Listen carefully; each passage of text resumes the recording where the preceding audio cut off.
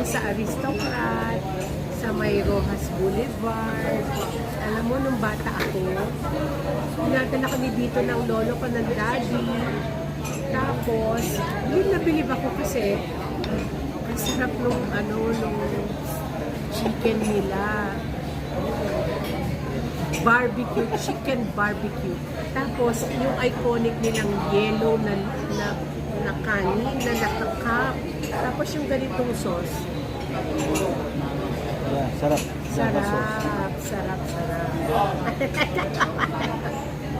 Tapos, ang isa pang kinabilib ko dito sa Aristocrat, would you believe yung may-ari, yung aling Ingracia Reyes, hindi siya tapos mag-aaral.